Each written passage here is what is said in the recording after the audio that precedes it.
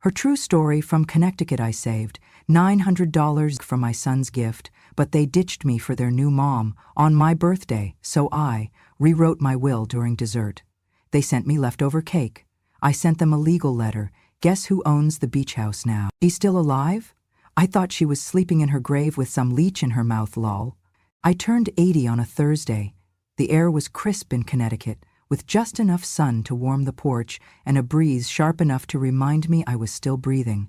I dressed early that morning, nothing too fancy, just the blue blouse that matched my eyes when I used to get compliments. I brewed my coffee and set out 2 cups just in case someone dropped by.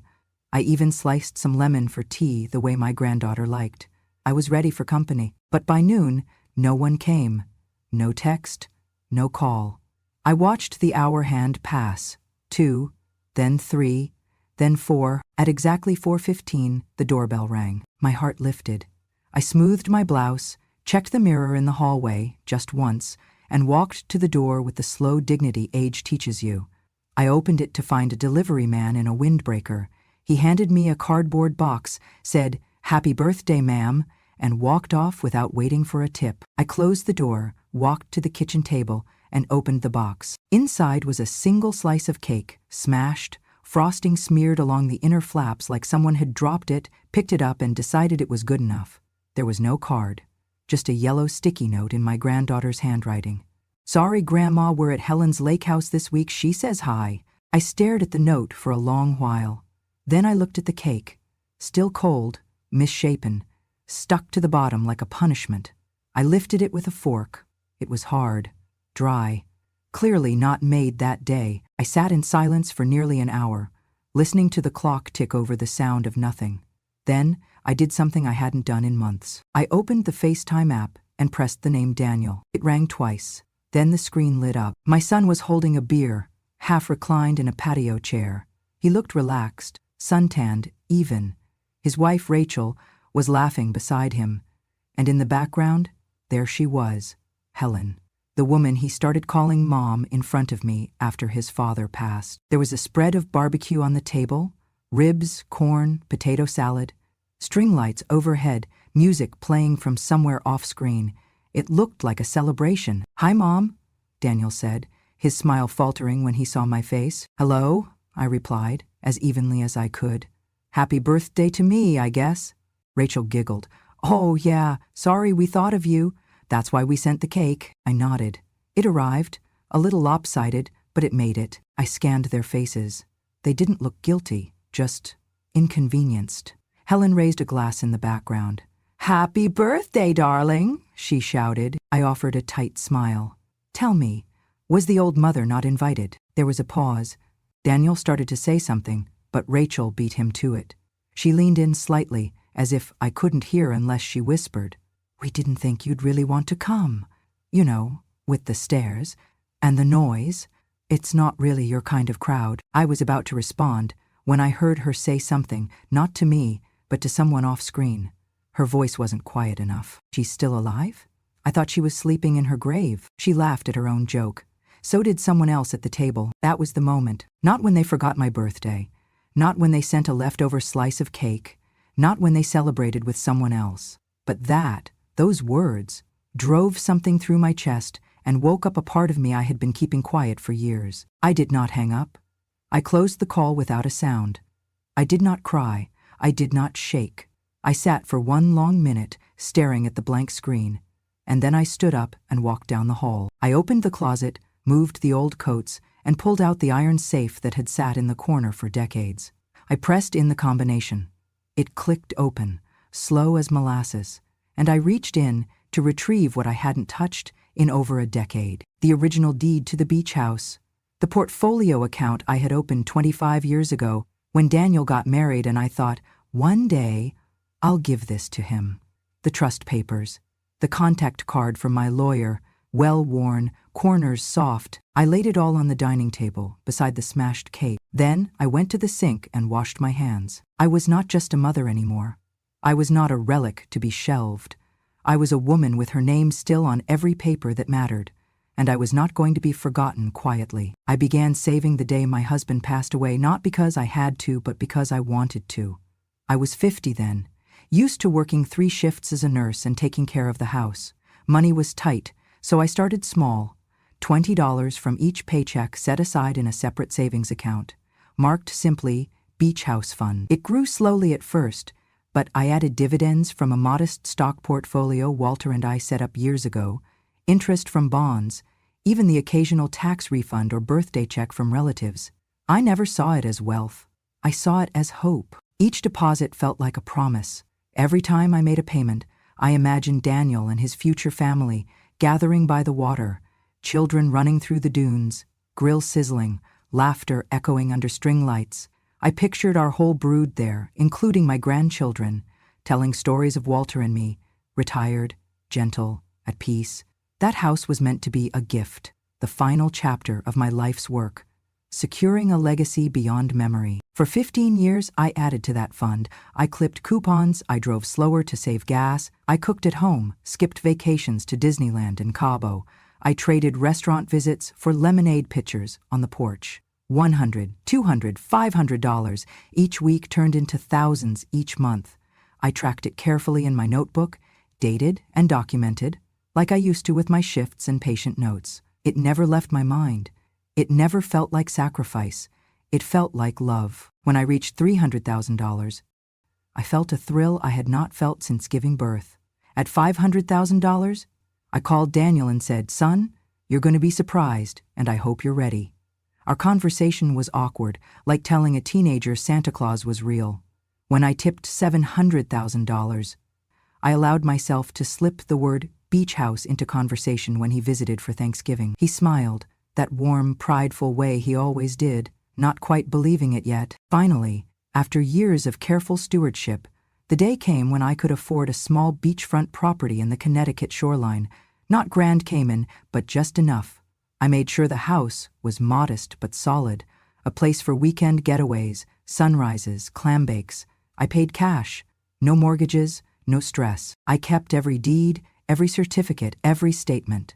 The beach house had my name on the deed, Margaret L. Adams filed in the town hall records. The house was in a trust called Adams Family Beach Retreat, set up under my own direction, designating Daniel as trustee upon my passing. I even included terms: use it for family only, make memories, talk about your grandmother. And all that was fine until that week. "Nothing will take it from you," Helen whispered as I walked past her on my birthday morning, carrying my coffee and a banana bread I'd baked myself. She said it as if she were naming me a guest. She misread it as a polite correction. I understood it differently. I realized I was just background noise in a symphony where someone else had the conductor's baton. That night, as I sank into the lumpy couch cushion and looked back at the smashed cake that smelled like rejection, a feeling settled in my chest. It was not anger as much as clarity. They had never asked about the beach house. They had never mentioned the fund. When I had carefully laid out my gift, it became invisible. I was invisible. I opened the kitchen safe along the wall, as though unveiling a time capsule, not to celebrate, but to retrieve what had become essential. I gently pulled cash statements from the vault of my past decisions. I unsheathed the envelope containing the trust documents. I found the deed, the IPO certificates, the retirement account records. None of it had their fingerprints, not one signature except mine. I laid them all on the counter beside the leftover cake, cold and crumbly. I closed the safe and turned off the light. I slept late the next morning. I woke with a sense of purpose I had not felt in years. I called my lawyer, Helen Chan, the one who had helped me settle Walter's affairs, back when I could barely say his name without tears in my voice. I asked her to meet me for coffee at the small cafe near the beach house. She appeared within the hour, blinking in the sunrise over water. I didn't invite her in. I handed her the envelope with the originals. She glanced at what looked like legacy, background on the house, account agreements, the fund deposit history. I told her everything: the birthday snub, the meanness in Rachel's whispered remark, the way Daniel had not corrected her. I told her that I loved them, but I didn't trust them anymore. Helen listened, not blinking, not judging. I told her the beach house and all my life savings were to be directed to an organization I'd worked with in my late 60s, Safe Harbor Foundation, a charity helping women who had lost everything: shelter, dignity, family. It felt right. It felt powerful. After 2 hours of paperwork, I signed a new will, Beach House would now belong to Safe Harbor. The fund would provide endowment. I named a new trustee, not Daniel, not Helen, someone I trusted from the board. I signed in red ink as the waitress poured my second coffee. I filled in every detail: access protocols, board instructions, project guidelines. I designated use and boundaries, letting my charity board manage bookings, maintain the house, offer monthly retreats to women in need. Then I walked away from the cafe, leaving the paperwork in Helen's care. That night, back at home, I sat at the table again. The lights of the beach house glimmered across the horizon, mine, but no longer theirs. No longer promised to someone who couldn't say happy birthday. I thought of how I had spent an entire lifetime building trust, and how half an hour of neglect had delegitimized it. I slept peacefully again, knowing that I had given them everything: my heart, my funds, my gift, and they had dismissed me for a stranger. They had served me scraps, literal scraps of cake, and so I reclaimed my future in peace and strength. I still love them, quietly, conditionally, tied by blood but not by trust. They chose a new mother, I chose a new legacy. And as the afternoon breeze carries salt across that beach house now owned by women I have never met, I feel something I have not felt since Walter died: relief. I arrived at Helen Chan's office around 10 in the morning, but I had come prepared for a much longer journey. Helen had been my lawyer since I lost Walter a decade ago. She helped me with the estate, the insurance, even checked in on me on occasion. Her office smelled of polished wood and fresh jasmine tea, a small comfort in a world that had suddenly become very loud. I laid the battered cake box on her desk. She looked at me, then at the cake, then back. I sighed. "It is what it looks like," I said, and I told her the rest. I told her how I saved $900,000 over 25 years, all for the beach house, my gift for Daniel. I showed her the notebook with deposit records from each paycheck, each bond interest, each dividend. I read aloud the sticky note from my granddaughter. "Sorry, Grandma, we're at Helen's lake house." And I told Helen her daughter-in-law had whispered to her friends I thought she was sleeping in her grave. Helen reached across and took my hand. No pity, only recognition. "Let's fix this," she said. For the next 2 hours, we drafted a new will, carefully. Every word mattered. First, we revoked the old will that left everything for Daniel on my passing. It took 4 signatures in the presence of 2 witnesses, legal seals, notarial stamps. My hands were steady. Second, we set up a trust, Safe Harbor Trust, to be used solely as a refuge and retreat for women who had endured abuse, neglect, or abandonment. The trust would hold all $900,000, plus full ownership of the beach house. Lease agreements would allow the trustees to grant access based on need, not inheritance. Third, we named trustees I trust, women I've mentored in the foundation where I volunteer. None were related to me. None were connected to blindness or entitlement. This was intentional. No heir, no family safety net, just a line of care to those who needed it most. Helen watched as I signed, my name and signature traced across each page, crisp and confident. I affixed my thumbprint in red wax over the sealed envelope. Finally, we finalized the paperwork. Transfers were drafted, notarized, couriered to the town registration office. The beach house deed was amended, the trust was recorded, the charity board met and signed its acceptance.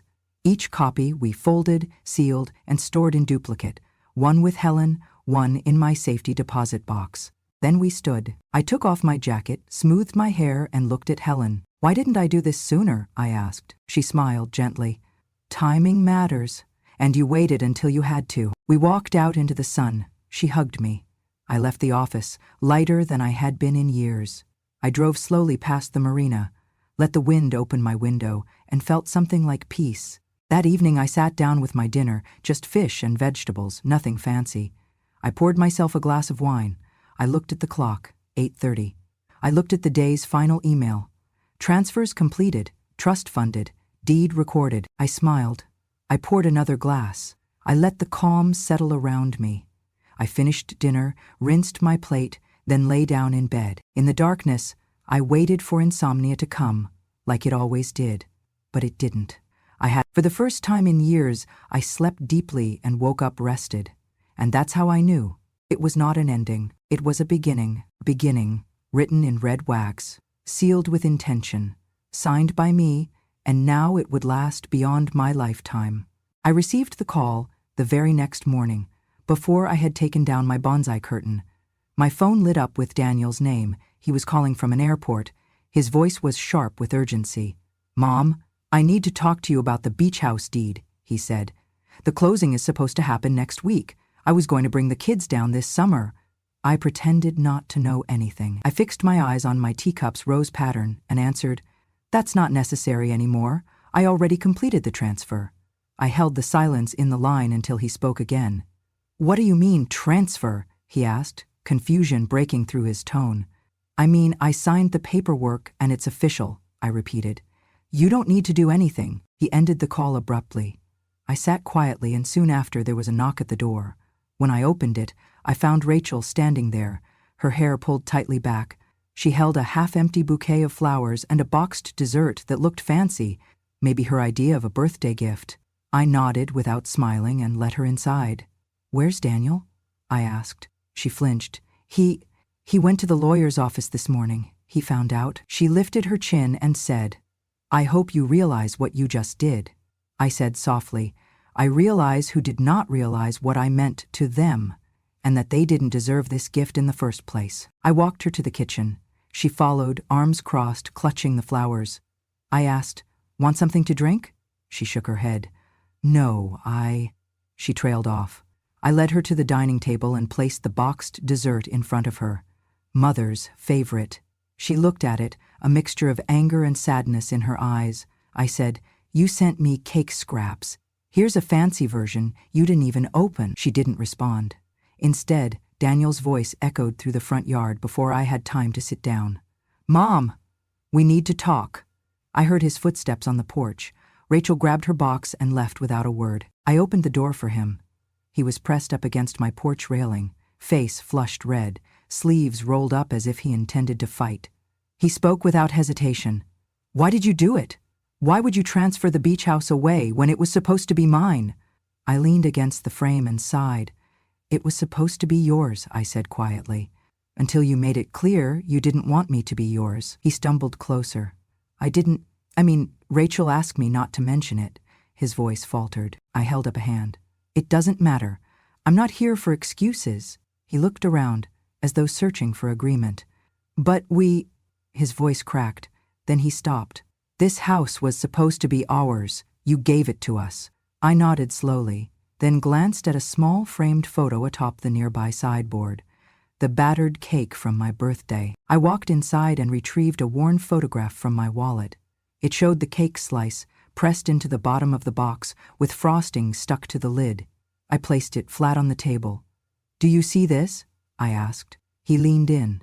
I said, "You sent this to me, the only thing my family thought I deserved." I looked up at him. He swallowed. The afternoon light fell between us. I drew in a breath. "Because someone's mom is still better than no one's daughter," I said, each word measured. He flinched. Tears welled. "You spoke the truth in that moment," I continued. "I rebuilt this. I saved. I planned. I trusted. But you and Rachel chose her." His mouth dropped open. I said nothing else. I let it hang. He grabbed at the photograph and balled it in his hand. He beat his head against my front door in frustration, then dropped to his knees. "Mom," he said brokenly, "I'm sorry." I watched him, calm. I reached over and gently touched his arm. He flinched and trembled. I said softly, "I know." That was it. I let him cry, no words, no demands. Later, after he left, I closed the front door and walked to the window overlooking the beach house in the distance. The sign read, "Safe Harbor Trust." The sun glinted off its clean windows.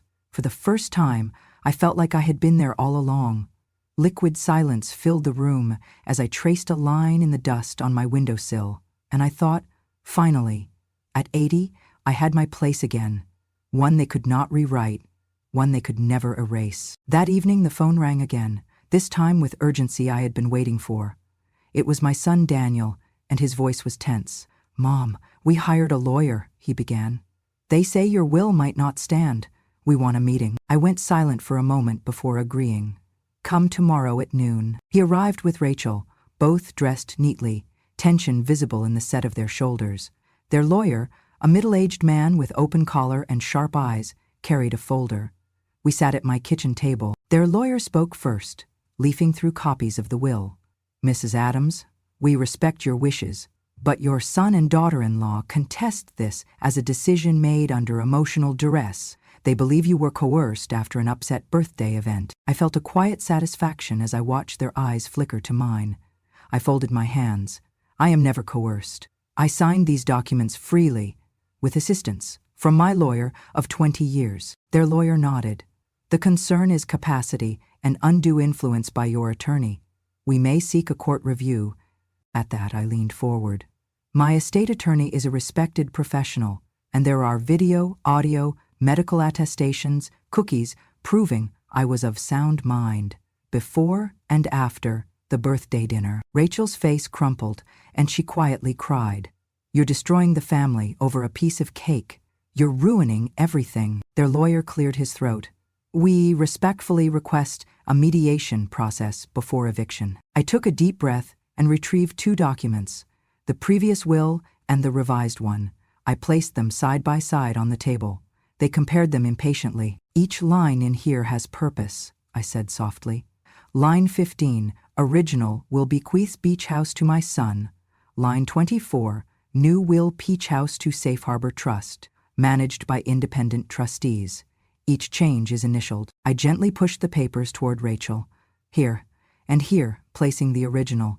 "See the difference?" Daniel's voice cracked. "Mom," but I raised a hand. I addressed the lawyer. "Feel free to challenge. I encourage it.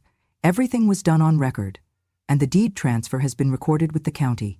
The house is now property of the Safe Harbor Trust. Your clients have no claim." Their lawyer looked down and said quietly, "Mrs. Adams, you exercise sound judgment. The documents are valid and enforceable." No one spoke. Even Rachel, who had only moments before accused me of tearing the family apart, now looked uncertain, lost. I closed my eyes briefly and whispered, "This isn't about destruction. It's about protection. Of myself, of dignity, of trust." Daniel swallowed hard. "They want us out," he said to their lawyer. The lawyer nodded, then turned to me. "Legally, yes, your son and daughter-in-law are tenants by inheritance, but that inheritance no longer exists. So yes, they will need to vacate." I listened as the lawyer explained further. Eviction notices could proceed, but a standard 30-day timeline would apply. After they left in silence, their footsteps heavy down my front walk, I remained seated at the table.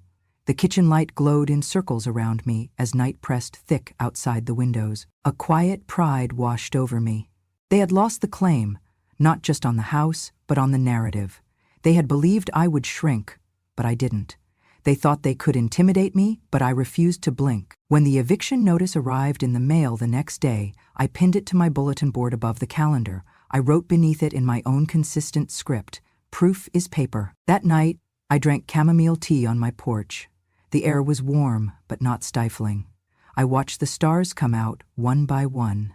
Not perfectly, not in a pattern, but each shining all the same. I thought of Rachel's tears, of Daniel's attempts to argue with contracts and lawyers. I thought of the cake that started it all. And with each sip of tea, I realized, sometimes the fiercest love is the love we owe ourselves, and sometimes winning means refusing to be erased. I took a blank note card and began to write with a steady hand. "Dear Safe Harbor Foundation, I write this knowing they expect blood ties to be watertight, but I learned the hard way that DNA does not guarantee belonging. I have lived ignored, forgotten by my own flesh and blood on my 81st birthday. I was sent scraps of cake, literal scraps, by people who once called me Mom. That moment defined me not as their mother, but as a stranger in their lives. So I offer Safe Sands. Let this beach house, once meant for a family I no longer belong to, become home to those who lack one. Use it as you need. Retreats, stories, laughter, healing.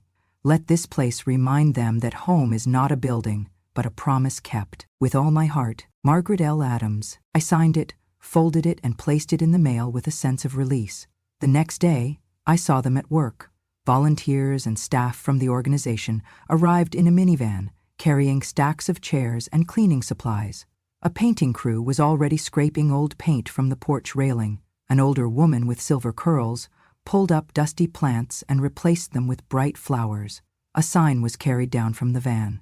Safe Sands, in flowing turquoise and sand-brown letters. I stood on the driveway as they drove the sign into place, securing it with sturdy wooden posts. I watched until the sun lit up the words, letting the breeze catch the edges of the letters. The tagline beneath read, "A refuge for those who have nowhere else to call home."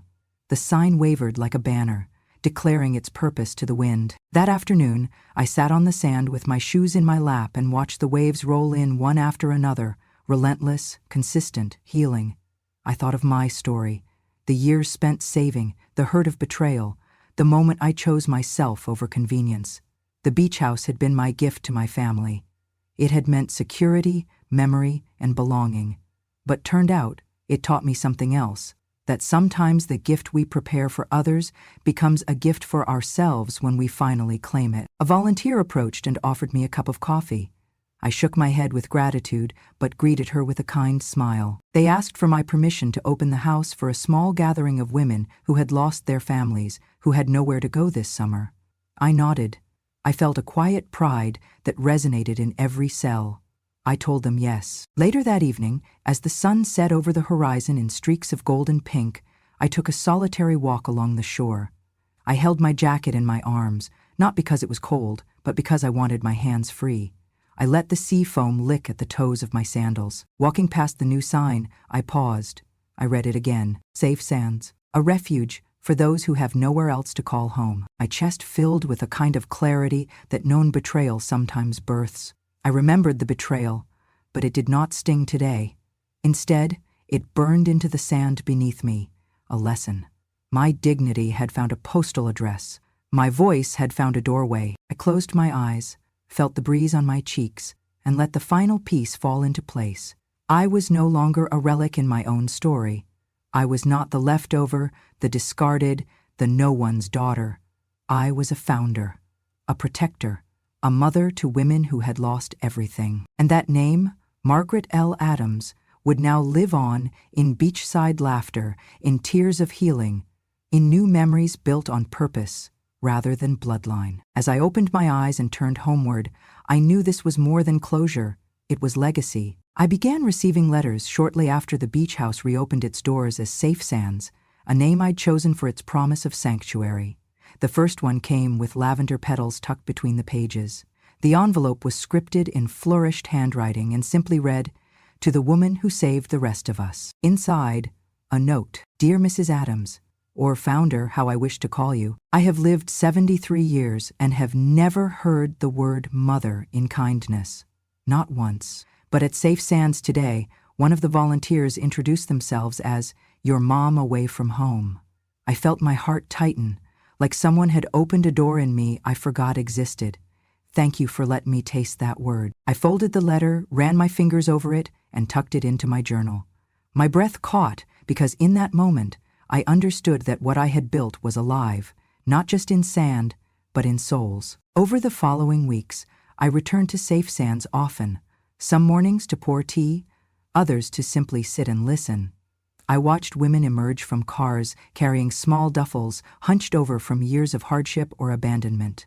They stepped onto the porch with cautious hope, unsure if this place was meant for ghosts like them, but stayed because the air smelled like forgiveness.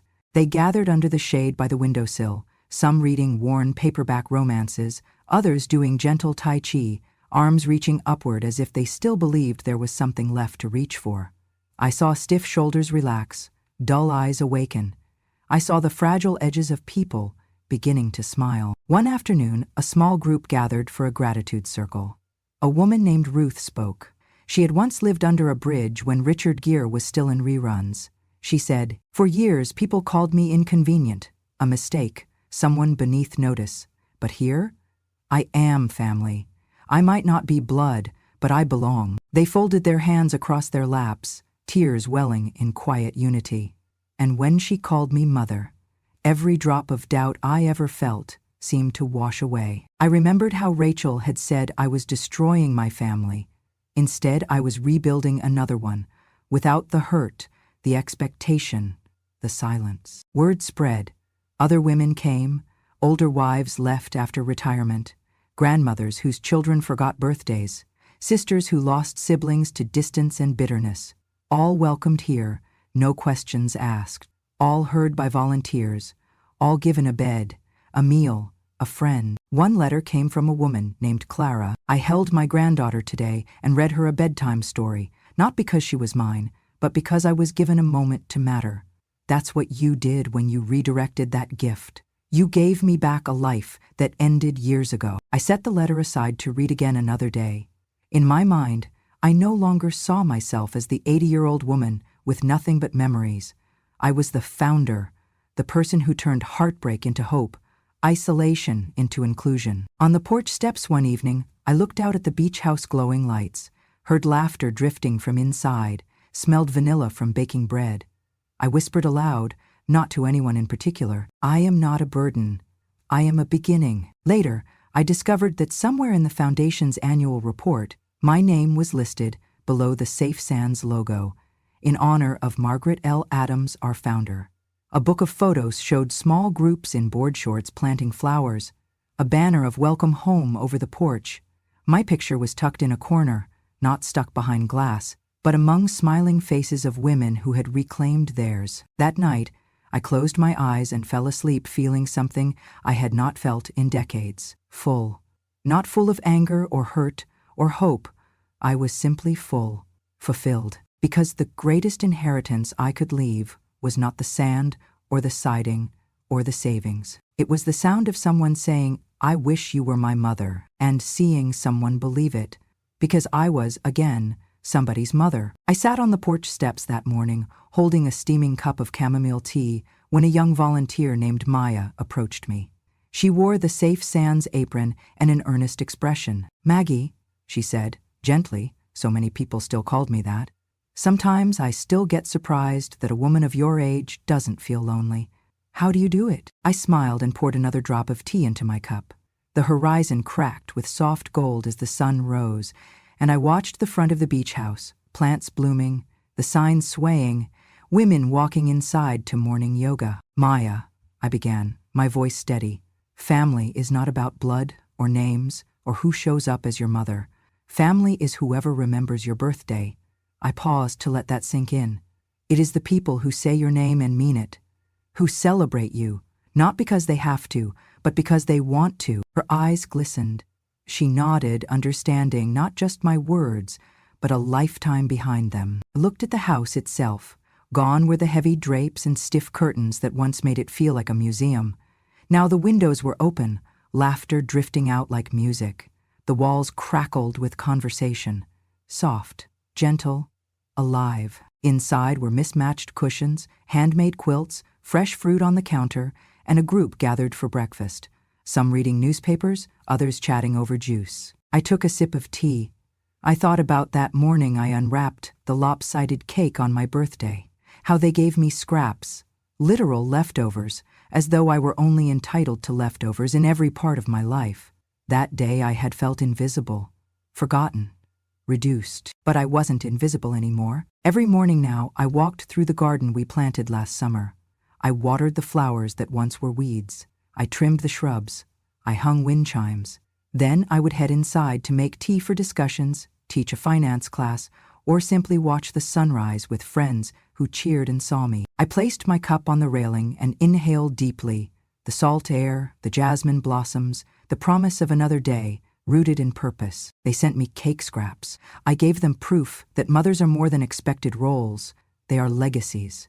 On my 81st birthday, I lost a family that only remembered how to forget me. But I gained one I never expected, one built on the first rule of a home: to remember. And I gave them the greatest gift I had: dignity. As I took another sip, sunlight sparkling through the trees overhead, I whispered to the breeze, I did not lose a family. I lost an illusion, and in place of lies and bloodlines, I found truth.